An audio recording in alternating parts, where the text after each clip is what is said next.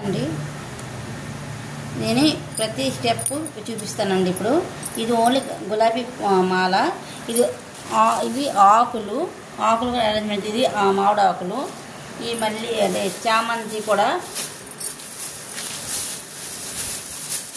చామంతి గులాబీ ఆకులతోని మనం ఎలాగో పూల మాలల్ని చేసుకోవచ్చు అని చూపిస్తాను వీడియోస్. ఇప్పుడు చామంతి అంటే ఆల్రెడీ 3 లేయర్స్లో ఒక 5-6 మాల అంటే గుచ్చుకొని చేసుకోవచ్చు. చూసారండి, ఆకులతో కూడా నేను చేశాను.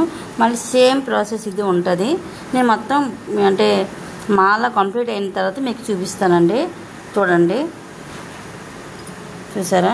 నేను సపోర్టింగ్గా పురుపం ఉంటుంది కదండి, మన బ్యాక్ సైడ్ పురుపం పెట్టుకుంటే ఈ మాల అనేది చాలా స్ట్రాంగ్గా గట్టిగా ఉంటుంది.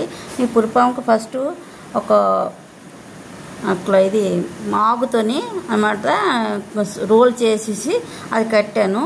కట్టిన తర్వాత ఇప్పుడేమో ఇది ప్రాసెస్ అండి. ఈ ఆకుల తర్వాత మళ్ళీ సేమ్ ప్రాసెస్ ఉంటుంది. ఓకేనండి, ఆ తర్వాత లాస్ట్ వీడియో చూపిస్తాను. చూసారు కదండి, నా మాల కంప్లీట్ చేశాను నేను. ఇప్పుడు చిన్న మాల అనమాట, ఇది నీకు జాయింట్ చేసి చూపిస్తాను. చూసారండి, మాల అనేది కంప్లీట్ అయిపోయింది నాది. చూసారా కిందకి? ఓకేనండి, నా టైం అనమాట ఎక్కడ పెట్టానమాట. అందువల్ల నేను ఈ టైంలో నేను ఏ అరేంజ్మెంట్ చేసుకొని పొద్దుకాలంటే పిల్లలతో సరిపడదు టైం చాలదని ఈ టైంలో పెట్టుకున్నానండి. థ్యాంక్ యూ అండి. నా ఛానల్ లైక్ చేయండి, షేర్ చేయండి, సబ్స్క్రైబ్ చేయండి. ఇలాంటి మాల్లో చాలా ఇంకా చూపించాలని నేను అనుకుంటున్నాను. ఇది నా రెండో మాల అండి, రెండో టైప్ మాల.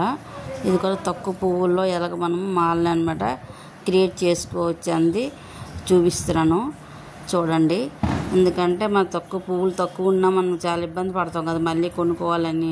అలాంటప్పుడు కొన్ని ఆకులు తెచ్చేసి మనం ఈ పువ్వుల్ని అరేంజ్మెంట్ చేసి మనము చేసుకోవడం వల్ల మనకి పువ్వులు తక్కువ ఉంటాయి, మా ఆకులు ఉంటాయి. కాబట్టి మనం సేవ్ అవుతుంది, ఒక మాల క్రియేట్ అవుద్దండి, బాగుంటుంది.